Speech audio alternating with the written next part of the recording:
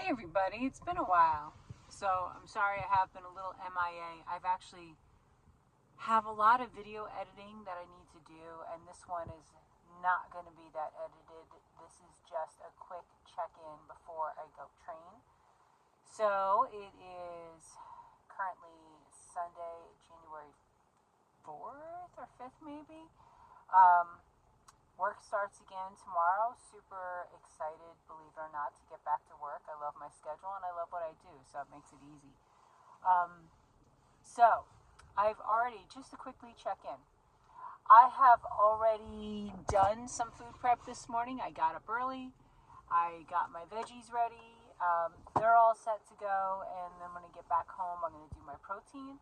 I started my cut on January 1st, and I am down 3 pounds. I was down 4 pounds 2 days ago. And you know what that is? That is not body fat, people. When you see a loss like that, when all of a sudden you get strict again with your food, because my calorie intake right now, when I'm following my plan, which I am, it's 1,915 calories. So 1,915 calories, which is decently high for a deficit. And that's because I've been eating at a surplus for a while. So, meaning I've been eating more calories than I burn. I was doing that intentionally because I was trying to put on muscle. I'm really trying to bring in my legs, grow some hamstrings, get better glutes, all that stuff, on top of like building better shoulders.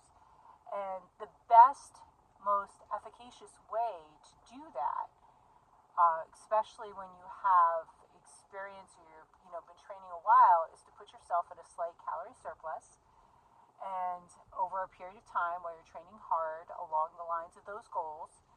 And then after a while, you get to cut and drop your calories into a deficit to cut body fat to see the work you did. So basically, it's kind of like a long unwrapping of a really cool gift.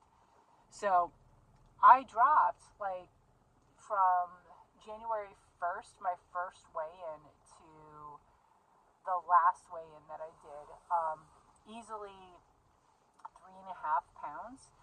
And it's only been 4 days. So, how do we explain that? Well, with a high carbohydrate intake, which I was having, and I was also eating out a ton, which means there's a lot of salt in all that food, I'm holding a lot of bodily water, for a lack of a better way of putting it.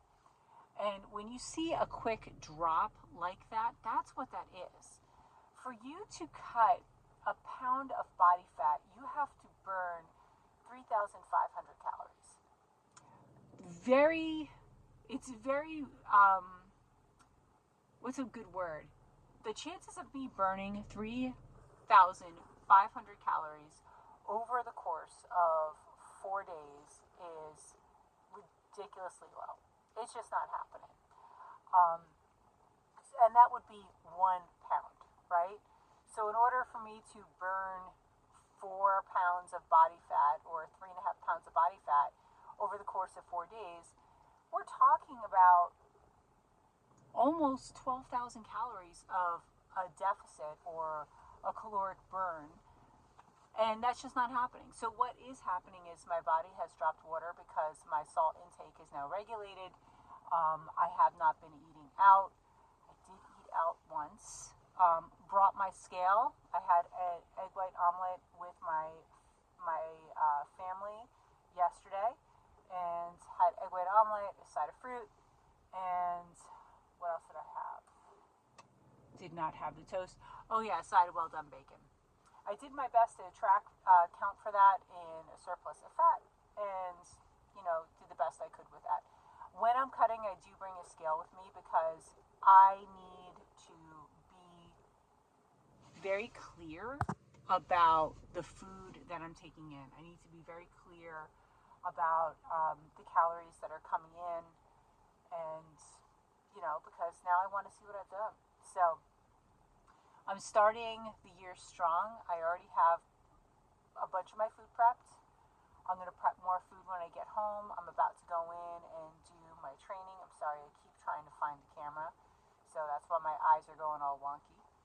And I have a great transformation story that I made. It's about a 20-minute video, and I want to make it kind of fancy. I want to make it nice, which means that I have to do some deeper editing than I'm used to doing. I usually just do talking head videos because I'm not about that editing life.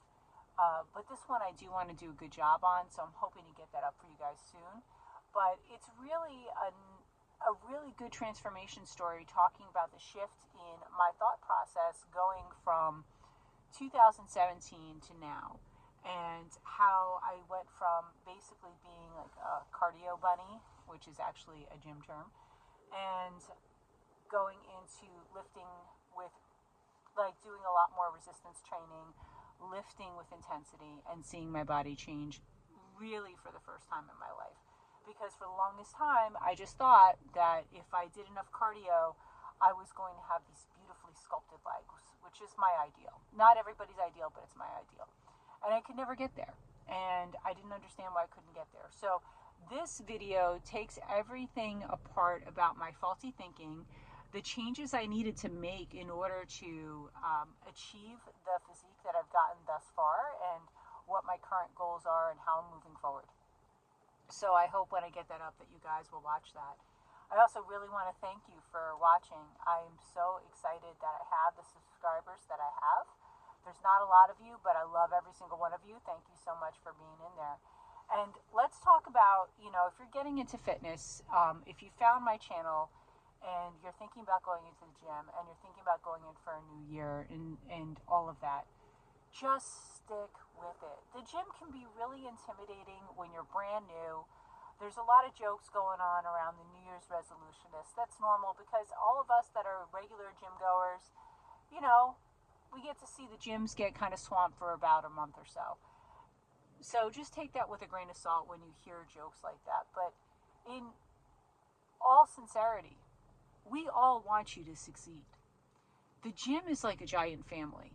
Sometimes it takes a while to just get yourself as a part of the gym culture.